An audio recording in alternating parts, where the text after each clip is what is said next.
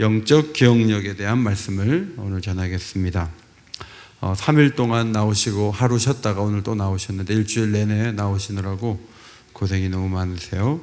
옆사람과 인사하겠습니다. 복된 한 주간을 보내고 있습니다.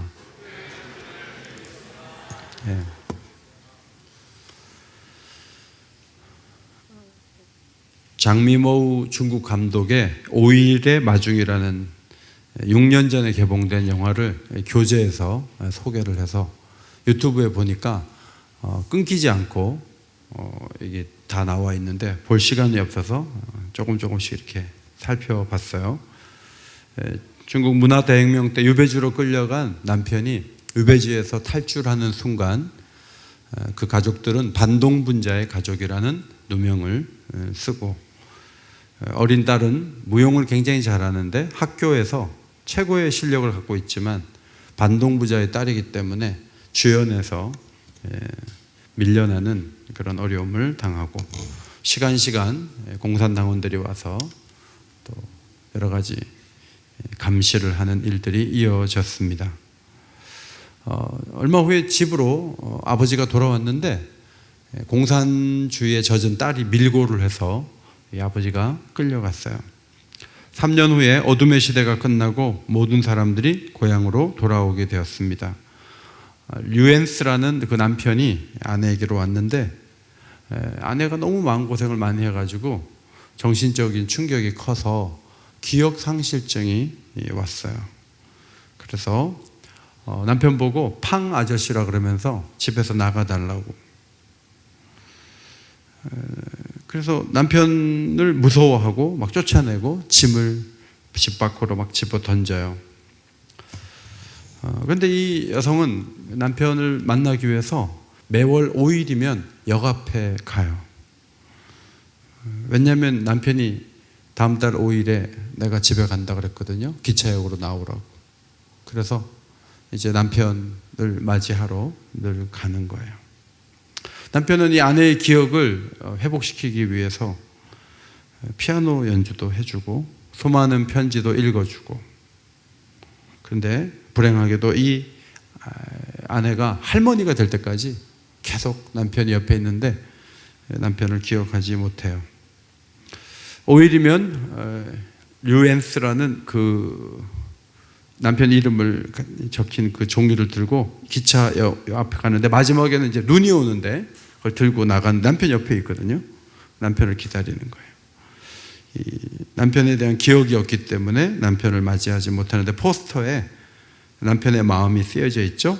옆에 있는 나를 그녀가 기다립니다. 여기 밑에 이렇게 써 있어요. 옆에 있는 나를 그녀가 기다립니다.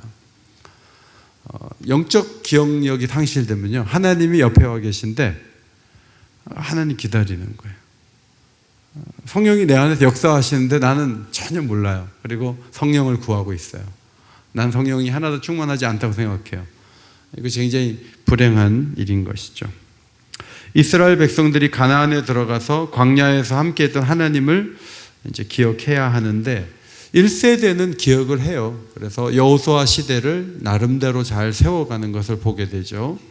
그런데 오늘 엄밀하게 말씀드리면 신명기 8장 말씀은 2세대를 향한 말씀이고요. 하나님은 다음 세대가 하나님을 잘 기억하도록 하기 위해서 절기를 지키라 그러죠. 6월절, 77절, 장막절을 지키면서 이 절기를 통해서 하나님을 계속 기억하도록 그렇게 훈련하십니다. 하나님은 40년 동안에 내게 광야길을 걷게 하신 것을 기억하라, 그렇게 2절에 말씀을 하셨는데, 이것을 다음 세대가 기억해야 되는 것은 계속 홍해가 갈라지거나 계속 만나가 내리거나 계속 요단강이 갈라지거나 계속 손을 들면 이기는 게 아니기 때문에 하나님은 그것을 역사에 한번 이렇게 이루어내시고 그 다음에 그걸 기억함으로 그들의 후손이 그 하나님을 바라보도록 하시는 것이지, 모든 세대에게 계속 홍해를 가르고 계속 만나를 내리고 계속 요단강을 가르고 계속 여리고성을 무너뜨리고 그렇게 하지 않는 거죠. 하나님은 이스라엘 백성들을 광야로 40년 동안 떠돌아다니게 하셨는데 사실 한 달이면 충분히 들어갈 수 있는 거리입니다. 차로 한참 시내산에서 좀 가니까 얼마 안 있으니까 이제 갈 수 있는 곳인데 40년이나 걸렸어요. 왜 40년 걸렸나요?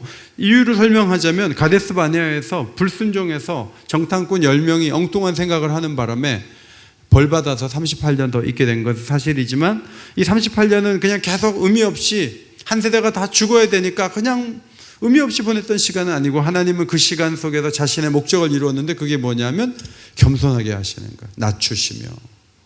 그리고 하나님 말씀대로 살아야 살 수 있다는 훈련을 38년 동안 더 시키신 거죠.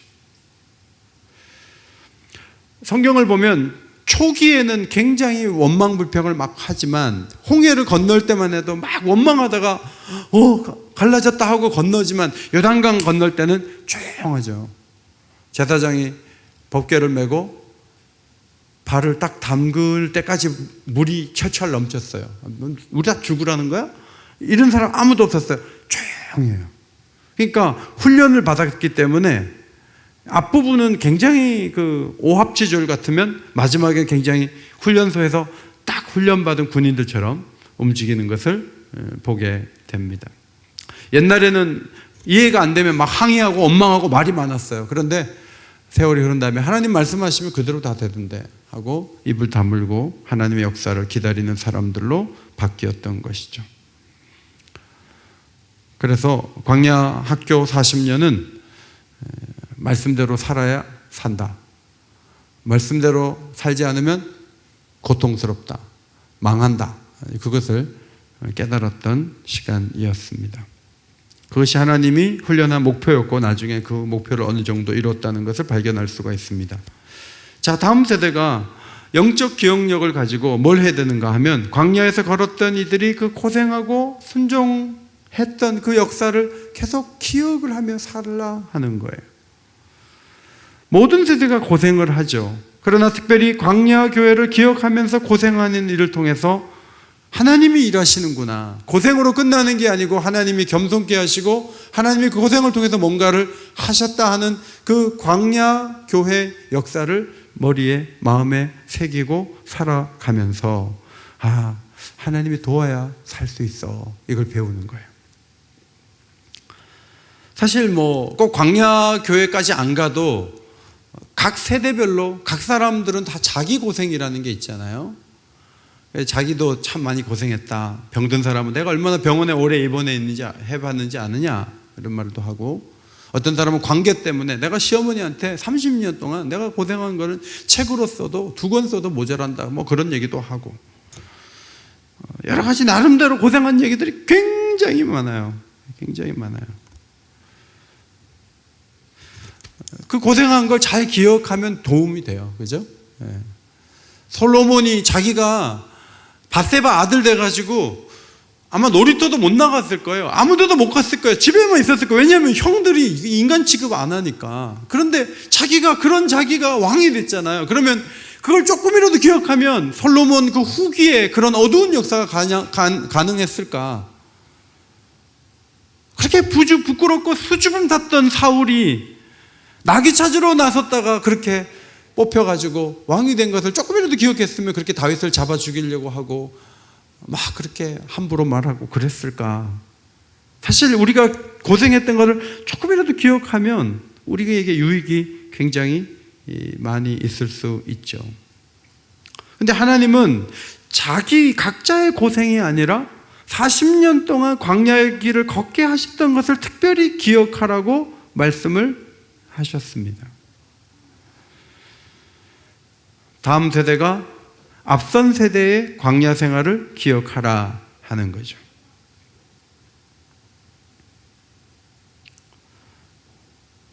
사실 우리 각자가 고생한 거를 좀 기억을 하면 심리적으로 더 나은 길을 걸어갈 수 있는 것이 사실이지만, 이제 너무 자기 고생한 걸 많이 생각하고 많이 자랑을 하고 내가 그 고생을 이겨냈다고 자꾸 얘기를 하다 보면 너무 다른 사람들을 괴롭힐 가능성이 있어요. 대표적인 사례가 시집살이에요. 대부분의 시어머니들은요 너무 고생을 많이 했는데 며느리 보기에는 아니 그렇게 시집살이 해놓고 나한테 왜 그래? 그러지만 사실 며느리들이 뭘 알아야 되냐면 그 시어머니는 스트레스 준 10배의 시집살이를 한 사람들이에요. 그래서 10분의 1만 사람이기 때문에 약간 하는데 며느리들은 시집살이 많이 해놓고 나를 시집살이 시키네? 이럴 수 있어요. 그러니까 자기 고생한 것을 너무 부각하다 보면 다른 사람을 괴롭히거나 무시하기 쉬운 약점이 작동이 돼요. 사실 고생하는 분야가 달라서 그렇지, 고생하는 시기가 달라서 그렇지, 고생 안 한 사람이 어디 있어요? 다 나름대로의 고생을 해요. 다 고생을 해요. 어떤 사람은 막 치통 때문에 막 힘들어하고요. 어떤 사람은 발이 아프고요. 지금도 어떤 분은 막 허리가 아파서 말은 안 했지만 오늘 설교는 좀 짧게 해줬으면 좋겠다 이러면서 앉아 계신 분도 계시고요. 사실 다 다양하게 너무 많아요. 그런데 그 자기 고생한 것을 너무 집중하면 너무 억울하든지 아니면 너무 영웅되든지 그렇게 되는 거예요.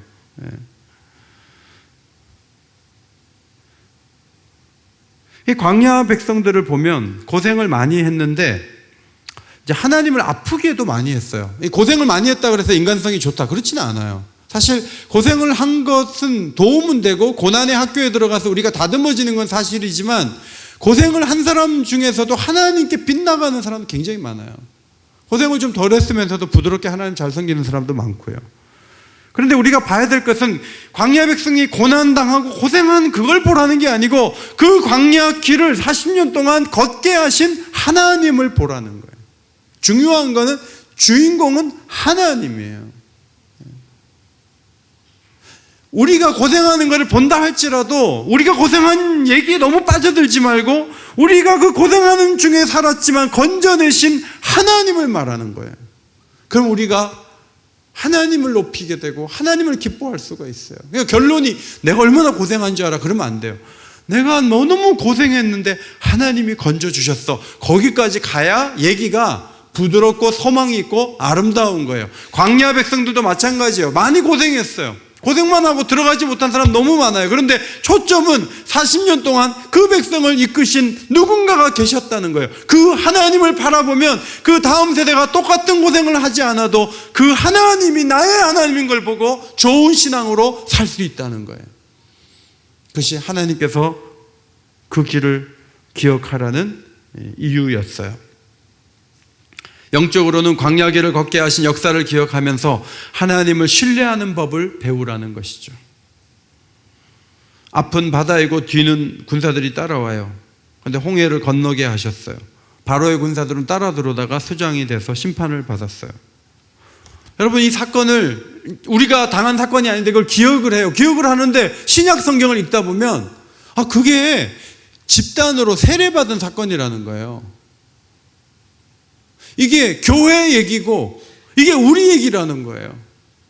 홍해를 건넌 사람, 그들을 묵상하고 있는데 그들이 자기의 힘으로 건넌 것이 아니고 그들이 믿음이 대단해서 건넌 것도 아닌데 하나님의 능력으로 홍해를 건넌 것처럼 우리 또한 세례를 받은 것을 가만히 생각해 보면 우리가 잘나고 우리가 대단하고 우리가 이해력이 좋아서 세례받은 사람이 아무도 없어요. 홍해 사건을 묵상하다가 결국 나와 어떻게 연결되냐 보면 내가 세례받은 것도 마찬가지라는 거예요. 나도 내 힘으로 내가 지혜가 있어서가 아니고 하나님의 전적인 은혜로 내가 구원을 받았고 하나님 백성이 됐다는 발견에 이르게 되는 사건이기 때문에 이 출애굽 사건은 우리 개인 신앙을 세운데도 매우 중요한 사건이 되는 거예요. 만나를 먹을 때 한 가지만 계속 먹잖아요. 한 가지만 계속 먹잖아요. 저희도 이제 식당에 어디 정해놓고 만약에 밥을 먹으면요, 거기만 계속 가요. 그러면 나중에 물리죠. 홍천 삼겹살 비빔밥집 여기 건너편에 있잖아요. 거기를 계속 가서 계속 김치찜하고 계속 먹어요. 고기 많이 썰어주고 계속 먹으면 우리 교육자들 몇 달이면 질릴까요? 3번만 가도 질려요. 3번만 가도 돼지고기 싫다 그러다. 냄새난다. 안 먹는다. 근데 만나를 계속 주셨어요. 거기에 다양한 향신료를 넣고 뭘 조리할 수 있는 것도 없어요. 그냥 그냥 반죽해갖고 먹는 거예요. 그거를 계속 먹는 거예요. 얼마나 지루하겠어요. 그래서 막 불평을 했잖아요. 근데 요한복음 6장에서 예수님께서 오병이어의 기적을 보여주시고, 이 기적의 양식의 핵심은 맛에 있지 않고 다양성에 있지 않고 의미에 있다, 이걸 가르쳐 주시잖아요. 어떤 육신의 배부름을 위해, 만족을 위해 주신 떡이 아닌 거죠. 이 만나를 통해서 하나님이 깨우쳐 주시려는 것은 딱 하나예요. 말씀대로 해 먹어야 되는 거예요. 토요일 날 나가면 없어요. 해 뜬 다음에 나가면 없어요. 평일 날 2배로 거두면 벌레 생겨요. 이게 하나님 말씀대로 다른 날은 많이 거두면 벌레 생기는데 금요일 날은 2배로 거둬도 벌레가 안 생겨요. 이상한 일이에요. 과학적으로 설명하기 어려운 거예요. 만나 자체도 과학적으로 힘들지만 어떻게 보존이 되는데 금요일 날 2배는 되는데 목요일 날 2배면 안 되는, 그런 게 어디 있어요, 세상에. 그런데 하나님 말씀에 정교하게 그걸 계속 반복하는 거예요. 그러니까 사람들은 해 뜨기 전에 나가야 돼요. 금요일 날 2배 걷어야 돼요. 토요일 날 안 내려요. 나갈 필요도 없어요. 그걸 계속 반복하는 거예요. 똑같은 일을. 그리고 하나님이 가르쳐 주신 건 그거예요. 말씀대로 해야지 산다. 말씀대로 살지 않으면 못 먹는다. 아니면 벌레 생긴다. 이걸 확실하게 몸에 체득하게 하는 거죠. 그런데 이제 가나안 땅에 들어갔어요. 이제는 모두가 그런 식으로 먹지 않고 뿌리고 거두고 양떡 깔고 양 잡고 염소 잡아서 먹는 시대가 되었어요. 자, 여기는 불신자들도 뿌리고 거두고 양털 깎고 고기를 취해서 먹는 시대가 되니까 옛날에 그 광야에서 계속 쳇바퀴 돌듯이 금요일 날 2배, 목요일 날 2배 하면 벌레, 해 뜨면 없어지고 해 뜨기 전에 나가야 되고, 이런 말씀대로만 살아야 되는 그런 것은 약화가 되고, 가나안에 들어가면 더 탁월한 문명과 더 잘 사는 사람들, 우상 숭배자들이 많이 있는 거예요. 그러니까 꼭 하나님 말씀대로 살아야 사는 게 아닐 수도 있겠네? 괜히 어리석게 하나님을 섬긴다고 그렇게 분주하게 바쁘게 돌아다닐 필요가 뭐가 있나? 사람들이 이제 이렇게 바뀌는 거예요. 그런데 그렇게 바뀌지 않도록 하는 제어 장치가 애굽에서 나오게 하시다 40년 동안 광야길을 걷게 하신 하나님을 다음 세대가 계속 반복해서 기억하는 것이었어요.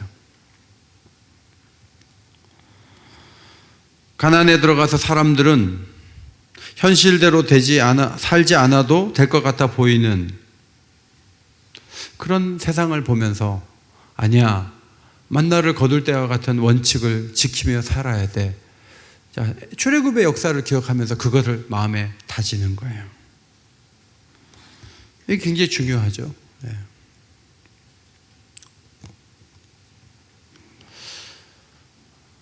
사랑방에서 이제 모여가지고 애들 키운 엄마들이 모여가지고 오늘은 요한복음 11장 같이 다 나눴어요. 그리고 이제 우리가 어떻게 살자, 우리가 믿음을 가지고 부활을 소망하자, 이렇게 얘기했는데 어떤 한 엄마가 이렇게 얘기했어요. 수원에 집을 하나 사놨는데 올해만 1억 8천이 올랐어. 여러분, 이렇게 말이 탁 던져지면요, 예수님이 나사로를 살린 얘기는요, 자취를 감춰요. 올해만 2달도 안 됐는데 1억 8천을 벌었다고요. 그것도 수원에다 땅을 사놨는데, 집을 샀는데, 여러분, 이런 얘기 한번 던져지면요, 모두가 현실주의자가 돼요. 그래서 믿음을 가지고 마르다처럼 마리아처럼 그런 얘기가 그렇게 귀에 안 들어와요. 왜냐하면 누구 엄마는 교회 나온 지 얼마 되지도 않았는데 금방 2달도 안 됐는데 1억 8천 벌었어요. 그런데 교회만 가가지고 아파트 분양 그런 거 하나도 모르고 멍청한 건 아니지, 막 그렇게 살아온 누구는 뭐냐는 거예요. 도대체 이런 혼동이 가나안 땅에 들어가서 생긴 거예요. 하나님께서 말씀하십니다. 광야길을 걷게 하신 그 40년 동안의 시간을 생각하고 그 원칙과 그 기준과 그 역사 속에서 살아가야 된다 하는 거예요. 어렵죠.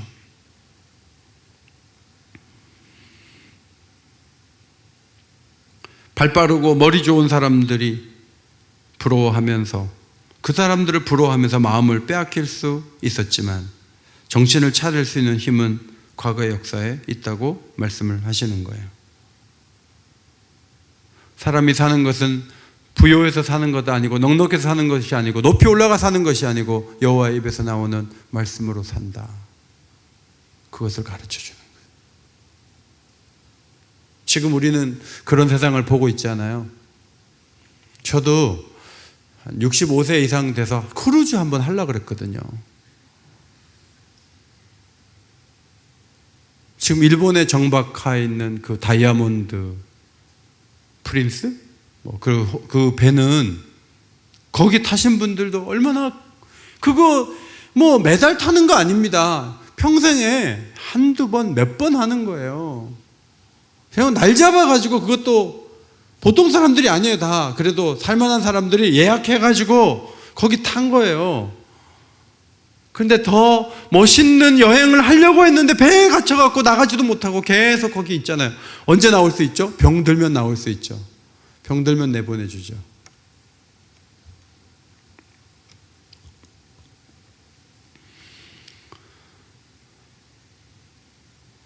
고난이 오죠. 고난이 오면 고난 속에서 다른 길을 찾으려고 하지 말고 고난 속에서 겸손하게 되면 그 고난이 온 목적이 이루어지는 거죠. 하나님이 때로는 우리를 줄이시기도 해요. 뭐 줄인다고 완전히 굶기는 건 아니지만 뭐 실컷 먹지 못하고 배고플 수 있어요. 그런데 그 줄임 속에서 하나님이 뭔가 이루어가고 있을 때가 참 많아요. 지난 월요일 날 오스카상을 4개를 받았잖아요. 사실 그 영화가 나오면서 그 바이러스 얘기가 쑥 들어갔어요. 그동안 기자들이 쓸 게 별로 없었기 때문에 온 세계가 전부 신종 코로나 바이러스만 기사거리인 것처럼 하다가 우리나라 기자들은 기생충이 나오면서 기사 분량이 기생충 쪽으로 많이 옮겨갔어요. 옮겨갔고 우리도 좀 시선이 이제 조금 우리가 이런 상을 받을 수 있나? 그런데 저는 참 재밌게 봤거든요. 오스카상을 받을지 몰랐지만 정말 나오면서 야 천재가 만든 거 아니야? 이러면서 이제 극장에서 나왔거든요. 진짜 천재예요. 그 내용을 가만히 보시면요, 가난한 사람들이 부자를 절대 앞지를 수 없어요. 그런데 부자를 속일 수는 있어요. 아들이 먼저 아버지 저는 이것이 범죄라고 생각하지 않아요. 그리고 가가지고 멋지게 취업을 하고 동생을 끌어들이고 파출부 아줌마가 일하는데 그 아줌마 복숭아 알레르기 있는 거 가지고 다 해가지고 내보내고 엄마 들어오고 그 다음에 아버지까지 들었잖아요. 안 보신 분들 죄송합니다. 다 얘기해서. 그러니까 볼 때 봐야지. 왜 이렇게 늦게 보시냐고요. 빨리 보셔야지. 근데 여러분 주인이 어디를 가버렸는데 뭘 하죠? 술 마시죠. 그리고 뭐라고 하냐면 우리 인생은 이게 뭐냐는 거죠. 할 말이 다 그런 거예요. 비관적이고 비난하고 그 자리에 술판을 벌이는데 그 환상적인 그 시간이 전화 한 통으로 다 깨지잖아요. 돌아온다는 거예요. 비가 와가지고. 그 다음에는 완전히 혼비백산 해가지고 막 움직이잖아요. 여러분 그 상황이 서양에 있는 그 영화 팬들에게도 간담이 서늘한 장면이 되고 막 지하실에서 누가 막 올라오고 하는데 막 소름 끼치잖아요. 그러니까 막 이 천재가 만든 거예요, 사실은. 근데 남을 좀 속여가지고 계급 상승을 할 수 있느냐 하는 거예요. 그리고 호의호식하고 뭐 그 아들이 부잣집 그 가난한 집 아들이 부잣집 그 부잣집만큼 살려면 500년 동안 모아야 되는데 500년 동안 어떻게 모아서 그 집을 사겠어요? 부자도 잘해주고 웃음으로 해주고 따뜻하게 해주고 돈을 많이 주는 듯 하지만 그 사이에는 선이 있는 거예요. 가난한 자가 아무리 노력하고 사기를 치고 해도 올라갈 수 있는 거 아니에요. 여러분, 어렵다 그래서 사기치고 누구를 고통 속에 내몰고 뭔가 뺏는다 그래서 그 사람이 잘 살 수 있느냐? 사실 그렇지 않아요. 이스라엘 백성들이 그 어렵고 힘든 시간을 보냈는데 그 속에 하나님이 말씀하고 싶은 건 이거예요. 4절에 보니까 의복이 헤어지지 않고 발이 부르트지 않는 기적이 있었다는 거예요. 맨날 뭐 만나 왜 이것밖에 없냐 뭐 이러고, 내일이 없잖아요. 만나가 이틀치도 걷어놓지 못하게 하니까 뭐 아무것도 쌓아놓지도 못하고, 땅도 하나 없고 맨날 텐트 생활해야 되고 맨날 이동해야 되고 앞이 없는 삶을 살면서 늘 불안하고 힘들었는데, 나중에 모세가 얘기하는데 옷이 떨어지지 않았다는 거예요. 40년 동안 세상에. 그거를 본 사람은 아무도 없었던 것 같아요. 옷이 안 떨어졌어요. 그리고 그렇게 걸었는데 발병이 나가지고 피부과에 가거나 병원에 갈 사람이 아무도 없었다는 거예요. 하나님이 그렇게 지켜줬다는 거예요. 그런데 놀라운 사실은 40년 동안에 그걸 감사하고 그것을 하나님 주신 기적이라고 안 사람이 아무도 없어요. 하나님이 하신 거예요. 하나님. 그걸 알려주는 거예요. 로마 근처에 카타콤이 있더라고요. 카타콤베. 반지하가 아니고 이건 완전 지하에서 권력의 칼을 피해서 예배를 드리죠. 그 시내와 인근에 총 45개의 공동묘지가 있는데, 그 지하 묘지가 땅굴로 연결이 되는데 그 길이가 900km래요. 그리고 300년 동안 600만 명이 시신이 그 밑에 있대요. 어마어마하죠. 그럼 여러분, 시신이 썩을 거 아니에요. 그럼 냄새가 얼마나 나겠어요. 거기도 어떻게 사람이 살아요? 근데 여러분, 그 흙이요, 응회암이래요. 응회암.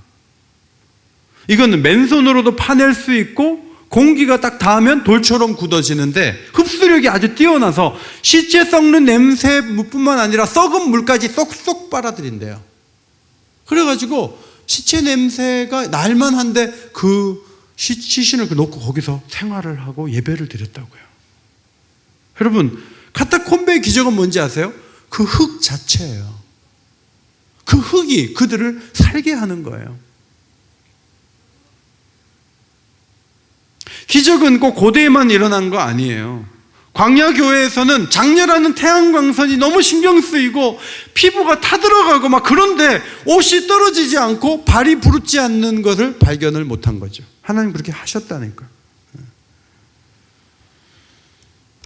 지금 28번까지 확진 환자가 나왔는데 기적이 그거잖아요. 애들이 안 죽는 거예요. 한 명도 안 죽었어요. 애들이. 지금 몇만 명이 감염이 됐는데 애들 죽은 애가 하나도 없다는 거예요. 이 기적 아니에요? 하나님 그렇게 하시는 거죠. 어떤 선교사님, 의료 선교사님이 보내온 영상을 여러분도 보셨을 거예요.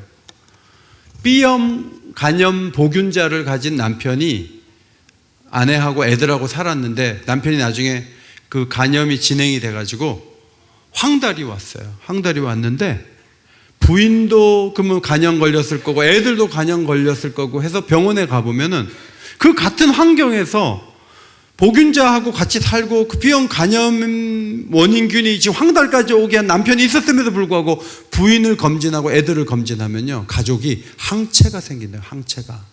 하나님이 우리 몸에 저항할 수 있는 힘을 주셔가지고 이길 수 있게 한다는 거예요.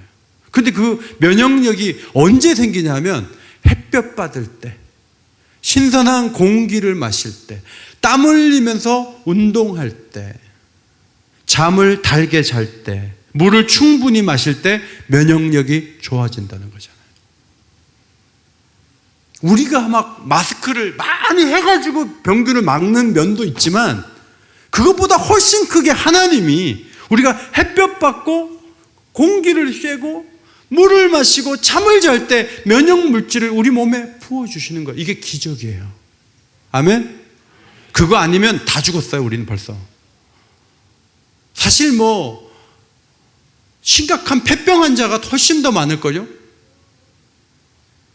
수백 수천 명의 폐병 폐병 환자들이 돌아다녀요. 그 사람들은 더 위험한 사람들이에요. 그런데 종류가 폐만 그러냐? 아니에요. 전염시킬 수 있는 수많은 바이러스를 가진 사람들과 환경이 있는데 우리가 그 속에서 지금 살아가고 있어요.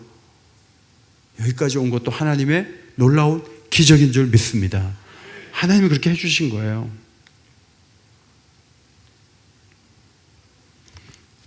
어디 보니까 미국에서는요, 지금 피난 벙커가 잘 팔린대요. 이거 피난 벙커예요. 여기 들어가서 한 달 동안 살 수 있도록 막 공기를 돌리는 장치가, 이게 땅 밑에 있어요. 집에 땅 파갖고 해갖고 묻어가지고 어려움이 막 오고 토네이도 같은 거 오면 이 속에 들어가 있는 거예요. 미국 사람 불안해가지고요, 이런 거 파가지고 거기 들어가서 살 준비를 하고 양식을 갈아가면서 거기에 있는 거. 일본은 캡슐로 돼갖고 쓰나미 와도 물에 뜨는 캡슐, 그런 거 해가지고 집에 급하면 전부 거기 들어가면 쓰나미 확 오면 붕 뜨는 거예요. 여러분, 대비를 하려면요 몇 가지를 더 해야 돼요. 지금 아파트 두 채, 세 채 있으면 세 채 팔아가지고 땅을 파가지고 벙커 속에 들어갈 준비도 해야 돼요. 근데 그렇게 하나하나 다 대비할 수 있는 사람이 몇 사람이 되겠어요?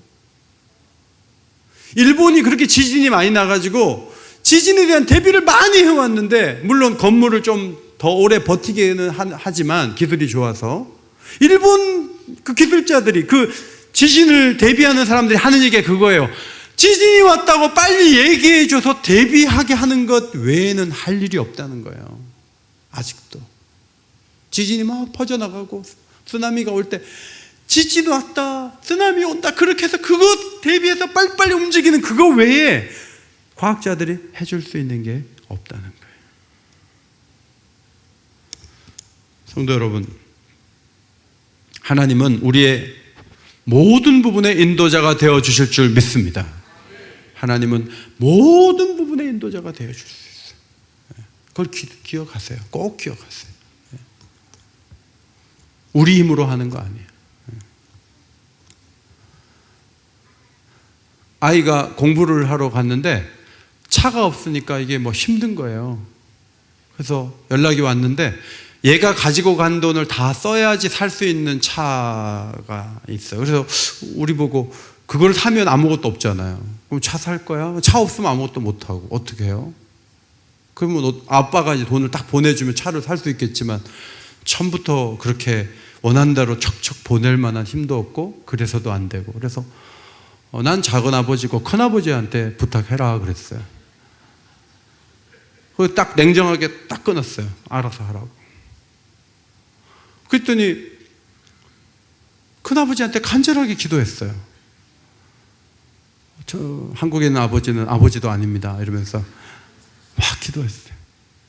그리고 그 다음날 누가 소개해서 갔는데 현대자동차 소나타인데요, 놀라운 사실은 한 달 전에, 오래된 차지만 한 달 전에 현대자동차에서 리콜을 해서 엔진을 새 거를 장착한 거예요. 타이어를 다 새 걸로 갈았어요. 그래서 새 차예요.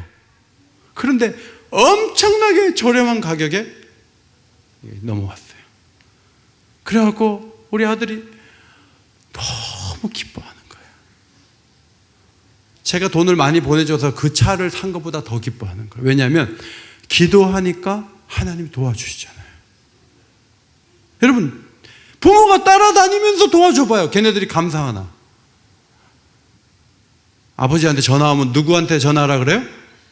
큰아버지한테. 큰아버지한테 전화하면 큰아버지가 도와주세요. 근데 자식만 그런 게 아니에요. 모든 분야에 하나님이 도와주세요. 하나님이 해결해 주세요. 내 힘으로 사는 거 아니에요. 하나님이 도와주셔야 살아요. 그 믿음으로 가야 돼요. 아멘입니까? 네.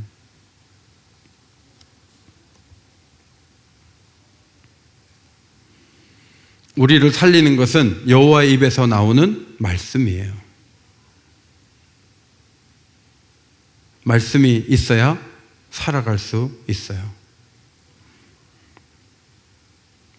이번에 강사로 오셨던 그 목사님 교회는 미아리 점치는 맞은편에 있는 교회예요.